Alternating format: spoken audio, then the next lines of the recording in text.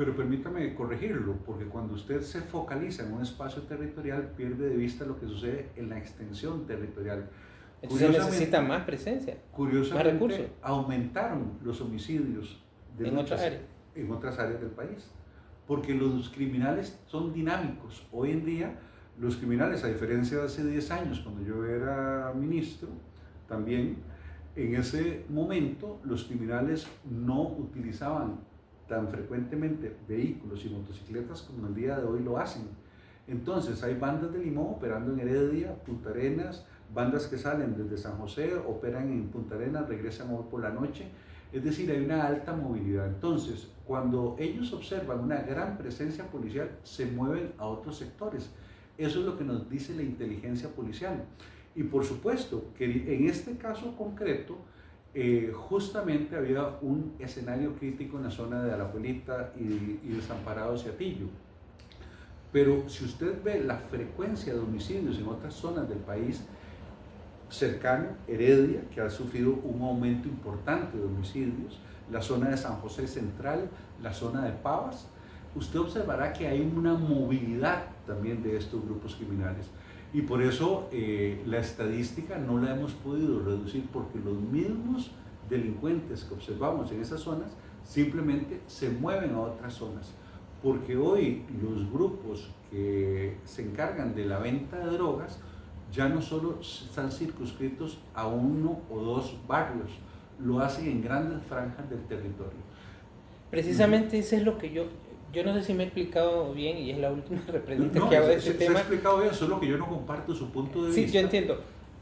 Si se traslada, digamos, el nivel delictivo a otra zona, hablemos de San José, a Pavas, a otro territorio, habiendo un control territorial en Alajuelita y en Acerrí, es lo que yo intento decir, con más presencia policial, claro, se puede desplazar otro grupo en esa zona roja. Pero se lo voy a decir, ¿y por qué los que agarramos en Alajuelita los tenemos que soltar el mismo día para que vuelvan a quedar libres y tengamos que hacer esa presencia policial ad infinitum que usted dice, cuando los hemos detenido 30 veces y por qué no quedaron encarcelados?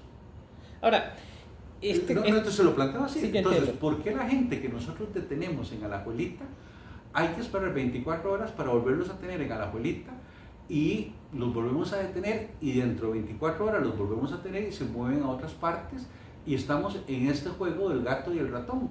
Entonces usted me dice, bueno, hay que tener zonas para que donde ellos se les ocurra moverse haya policías. Está bien, imaginémonos hipotéticamente que lo hacemos. Él nuevamente va a cometer un delito, lo vamos a volver a detener, va a volver a quedar libre y va a volver a cometer el delito. Entonces, con este ejemplo que yo le estoy dando, podemos aumentar el número de policías, pero no bajar el número de delitos. Yo creo que Panamá tiene más cantidad de policía en proporción a su habitante, sí. y también tiene problemas de inseguridad. Perfecto. Vamos al tema que usted ha querido plantear y que es el discurso también del Ejecutivo. ¿Ven falencias, digamos, en la investigación que puede hacer la Fiscalía, en los procesos que hace la Fiscalía, el Poder Judicial General y sobre todo en el OIJ, en la parte de investigación? Porque el típico caso, el que más ha sonado es el caso de don Heiner Zamora, si no me equivoco, el subdirector del OIJ. Sí. Se agarraron 2, 3 sospechosos, al final parece que la prueba era muy débil y salió libre. En eso yo coincido. ¿Cómo valora usted como ministro de Seguridad? Sí, sabemos que hay un nivel de conflictividad, pero ¿cómo valora la labor de investigación que está haciendo actualmente el OIJ? Porque yo recuerdo, como ciudadano, que cuando el OIJ estaba dirigido por don Walter Espinosa, hizo una labor estupenda desarticulando infinidades de bandas de narcotraficantes. Incluso algunos se refugiaron en Nicaragua, el tema del pollo, el tema del gringo, habían unos nicaragüenses aparecieron, o sea, eran crímenes horrendos y recuerdo que el OIJ logró desarticular. No sé si se reagruparon, si todo eso proviene en el mismo hilo conductor, pero yo lo que les quiero preguntar, la labor actual de inteligencia, de investigación que está haciendo con la recolección de pruebas, tanto la Fiscalía como el OIJ. Yo lo que le digo es que como lamentablemente no hay estadísticas, no podemos valorarlo. O sea, yo cómo podría decir hoy que están haciendo una buena o mala labor si no hay la estadística, por ejemplo, del último año, de saber cuántos de los homicidios que se efectuaron en el 2024, que fueron 880 aproximadamente, cuántos de esos homicidios han sido, por ejemplo, elevados a juicio versus los del 2023. Entonces yo te diría, mira, hubo una mejora, el OIJ está judicializando y elevando a juicio más casos junto con el Ministerio Público, pero al no haber la estadística anual por delitos, no hay forma, me tengo que referir a hechos justamente concretos, ¿por qué no se esclareció este homicidio pero sí aquel otro? Es decir, caemos un poco en el escenario de lo perceptivo. Y justamente una de las cosas creo que más importantes que nosotros hemos hecho en el Ministerio ha sido generar una política de seguridad Costa Rica Segura Plus, que uno de sus principios rectores es aplicar lo que en ciencia policial resulta indispensable a nuestra política, que es la generación de política basada en evidencia y basada en datos. ¿Por qué hemos sido efectivos, por ejemplo, en el caso de Limón? Cuando uno ve que fueron en el año 2024 menos 30 homicidios. Eso fue un éxito importante. ¿Qué logramos en Limón? La aplicación de estas técnicas para poner la presencia policial en los espacios territoriales y en las franjas horarias en donde más se daban delitos de homicidio. Lamentablemente se nos ha dado, por eso no fuimos tan efectivos a nivel nacional, porque las bandas se movieron y empezaron a operar en lugares donde no habían operado nunca antes. Entonces no teníamos la data, pero empezamos a movernos. Y hoy, por ejemplo, tenemos una operación que se llama Top 20, que es en los 20 distritos, Costa Rica, cantones, distritos, los 20 distritos donde hubo más homicidios en el 2024, hoy tenemos una operación sostenida que ha bajado los homicidios en esos 20 distritos. ¿Por qué no se nos ha bajado? ¿Cuáles son? Podemos darte la ¿Algunas? lista. Sí. A La Pueblita, Desamparados, Limón Centro, Punta Arenas, la zona de Fray Casiano, es decir, ¿por qué no logramos todavía ser más efectivos? Porque, por esa movilidad de los grupos. Empezaron a operar en Parrita, empezaron a operar en zona sur y empezamos a ver una dinámica de homicidios y de mucha violencia. Además, San Carlos, en zonas donde previamente no había antecedentes de luchas entre bandas. Entonces, es importante la estadística para tomar decisiones.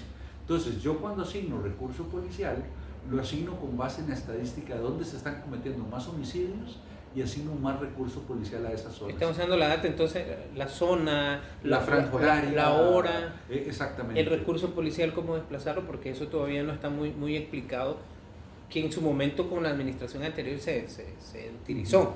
Y fue cuando el año que lograron disminuir, creo que en 10-20 homicidios. Don Michael Soto en ese momento hablaron, y don Carlos Alvarado hablaron del uso de minería de datos y mapas de calor, etcétera. Eso siempre ha existido. Pero hay un cuestionamiento también al Ejecutivo, Mario, sobre todo de los diputados de oposición y de los grupos de oposición, más allá del tema político, del tema de la prevención, que no solo le corresponde, digamos, al Ministerio de Seguridad Pública.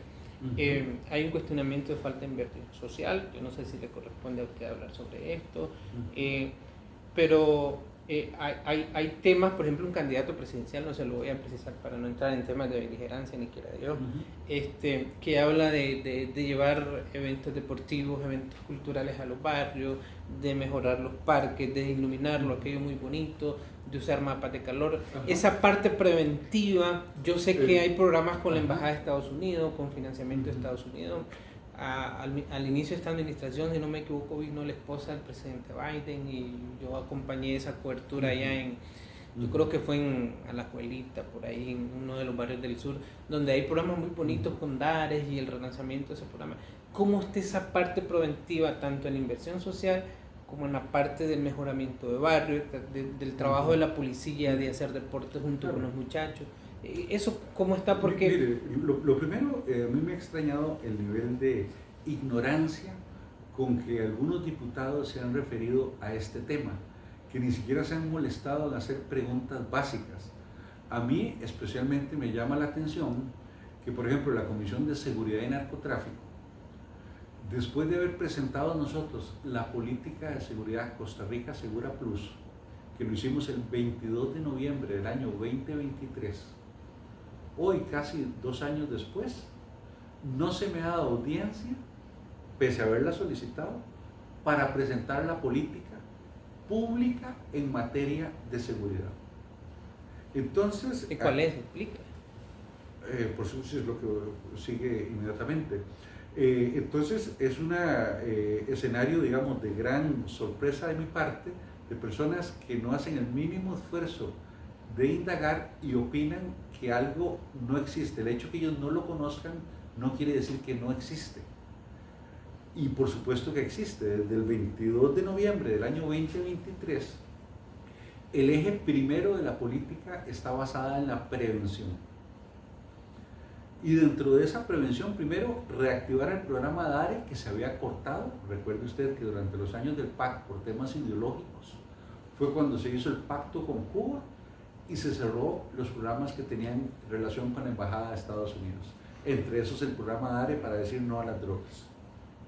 Y eso fue uno de los primeros elementos que recuperamos.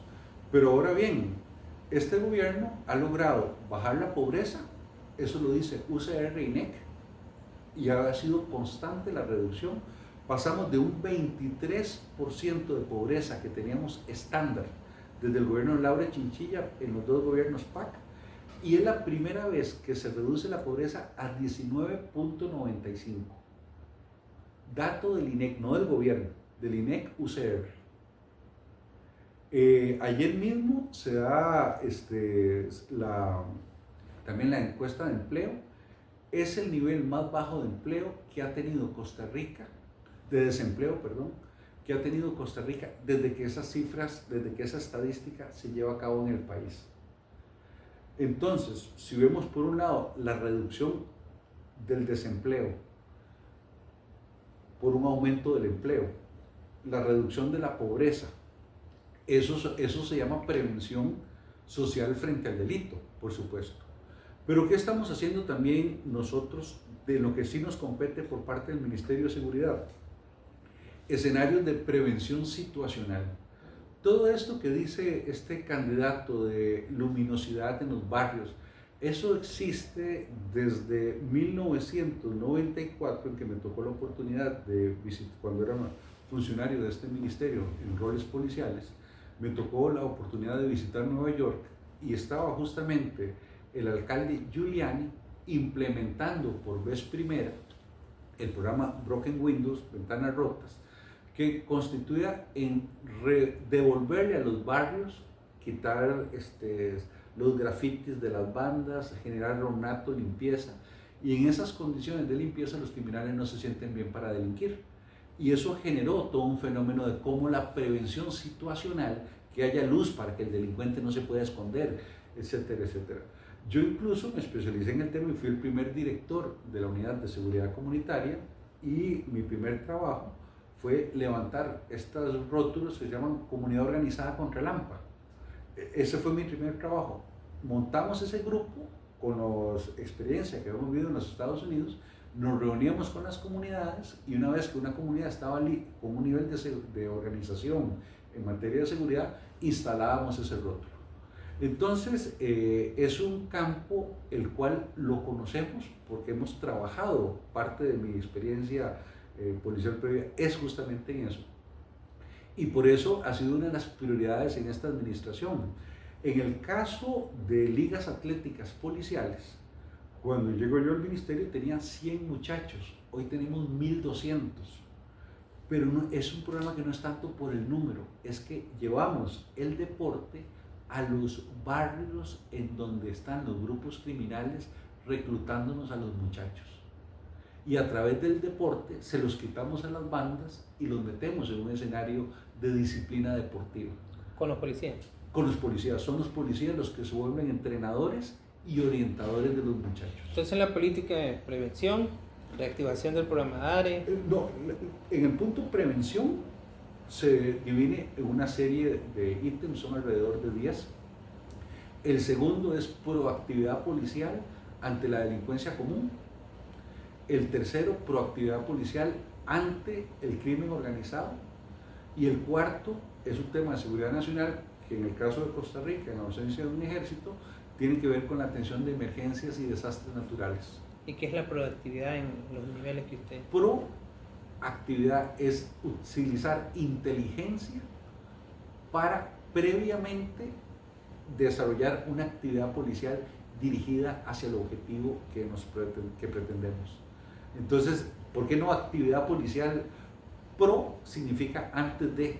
Entonces, antes de la actividad tenemos que hacer el análisis, el diagnóstico, el uso de la inteligencia, los recursos que tenemos para que la función policial vaya teledirigida al tipo de objetivo. Es ahí donde usted encuentra en la razón del discurso de los temas del Poder Judicial y de la Fiscalía en general sobre el procesamiento de la mora judicial, etcétera, etcétera, por estar haciendo todos ustedes esta labor. No, eso, la política de seguridad incluso implica, recordemos que el sector seguridad, la política de seguridad no es la política del Ministerio de Seguridad Pública, es la política del país. Nosotros solo tenemos un mandato para hacerla dentro del Poder Ejecutivo.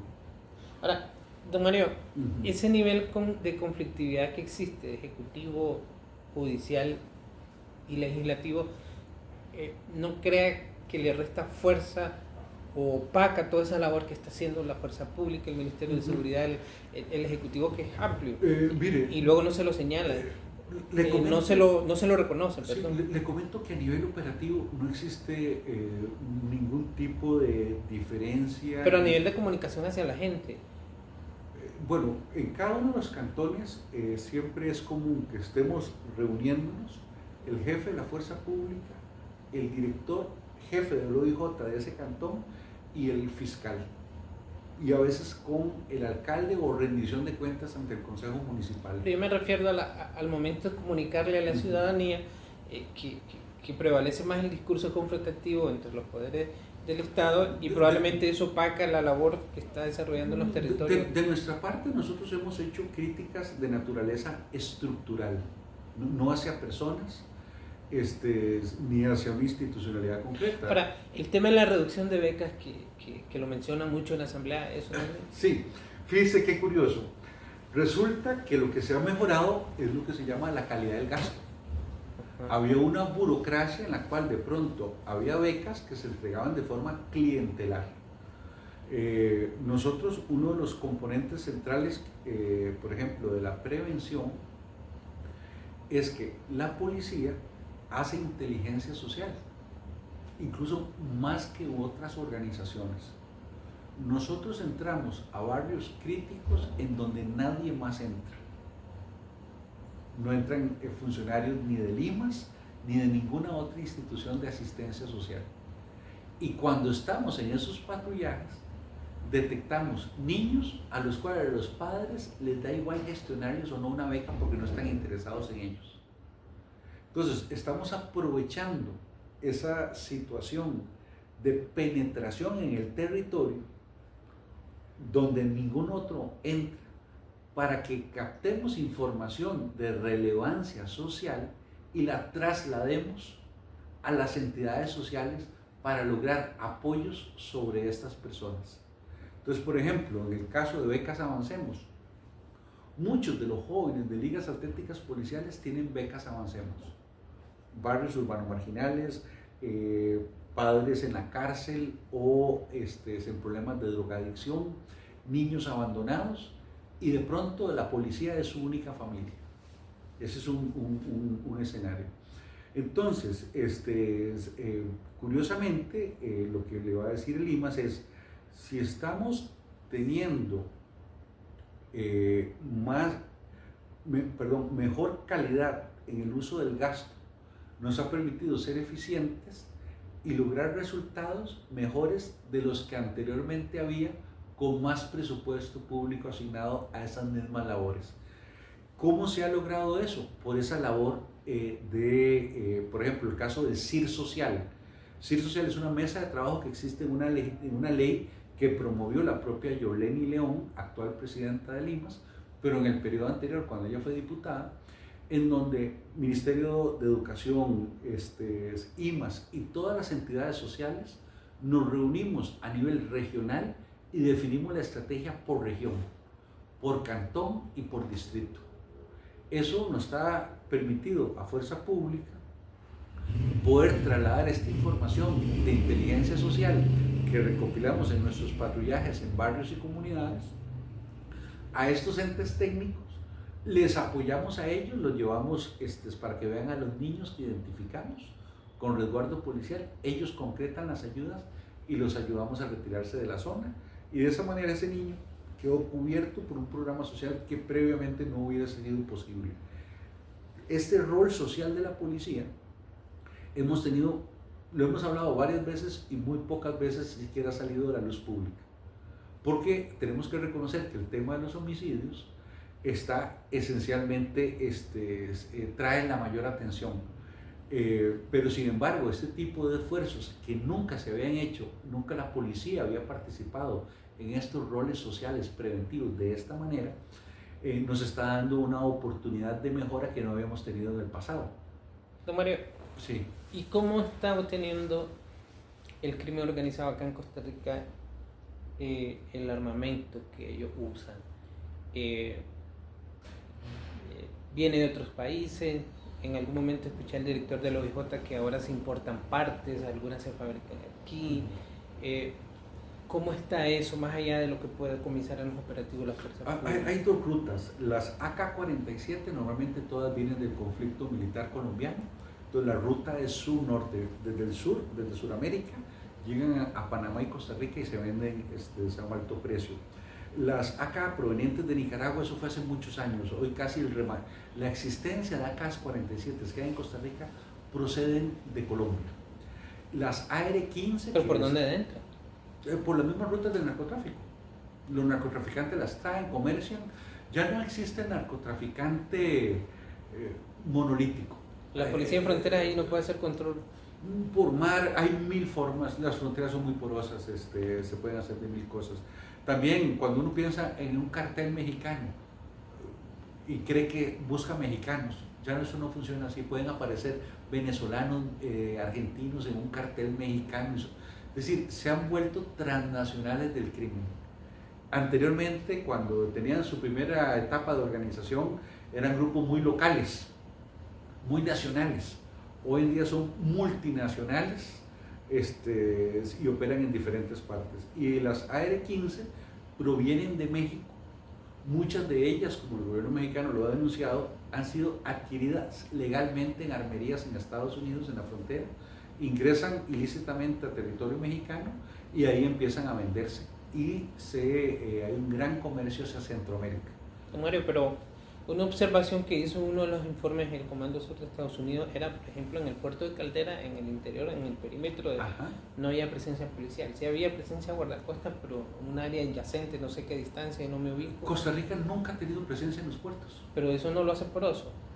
Es una situación histórica. Costa Rica nunca en la historia ha tenido presencia de policías en puertos. La primera vez que hubo presencia y hay presencia policial en un puerto costarricense es con la Operación Soberanía que tenemos en APM. Vamos a replicar la Operación Soberanía en Habdeba y en Caldera, no solo con la colocación de escáneres, sino también con la toma policial del puerto. Eso es lo que va a resolver probablemente en Moín, en Limón, el tema de esto que los trabajadores probablemente de la empresa no puedan estar maniobrando para contaminar ahí contenedores, que estén coludidos con el narcotráfico para dañar los equipos. Eso es lo que viene ahora. Viene la extensión de la Operación Soberanía, la colocación de nuevos escáneres. Ya fueron donados por el gobierno de los Estados Unidos $25 millones, tanto a Caldera como a Habdeba. Me quedan 2 minutos o 3 minutos. Ya termino. Don Mario, pero hay otro señalamiento de que los decomisos son menos que antes y eso lo traduce la oposición en que es menos efectividad policial. Bueno, mire, justamente Amberes nos está indicando eso. Hay una reducción del 70% de la droga enviada a Amberes. Esa droga ya no llegó a Costa Rica. No tenemos la situación del 2020, donde esas cantidades de droga, la oposición sigue pensando que seguimos recibiendo y que los narcotraficantes son tontos y no se dieron cuenta de que ahora tenemos escáneres en el puerto de Limón y están buscando otros puertos alternativos. Entonces, ¿cuál narcotraficante va a traer 1 o 2 toneladas de cocaína para ser detectadas en el puerto de APM? Buscan puertos en los que no hayan escáneres, y ese es el efecto disuasorio. ¿Qué es lo que se sigue operando en APM? Pequeñas cantidades, 30, 40 kilos, que son colocados en el área de refrigeración de contenedores, y han sido detectados tanto en Costa Rica como en los puertos de llegada. Pero hay una reducción del 70%, eso no es, y es una cifra oficial de los belgas. Ese 70% escogió otra ruta de llegada. Hoy la inteligencia internacional en materia de drogas nos están diciendo que se están usando puertos alternativos, conocemos los nombres. Por dicha, no hay frecuencia de barcos que van de Costa Rica a esos puertos. Están saliendo desde Sudamérica. Entonces, mucha de la droga que en el 2020 llegaba a Costa Rica para ser enviada a Europa, ahora está llegando a otros puertos suramericanos, y desde ahí es que se envía a Europa. Perfecto, le robo 2 minutos, porque para mí esto es importante y para el país también. Yo no sé si cuantitativamente Estados Unidos está colaborando más con el gobierno de Costa Rica o con el país en esta administración que antes. Yo no sé, hay que hacer los números, pero da la impresión de que hay una muy buena relación, hay muy buen intercambio, hubo un buen trabajo con la anterior embajadora, parece que se puede continuar luego de la visita de don Marco Rubio. ¿Qué viene en esa relación y cuál es el trabajo de la DEA? Porque ahora en todos los comunicados, por decirlo así, del Ministerio de Seguridad Pública aparece Fuerza Pública y la DEA, PCD y la DEA.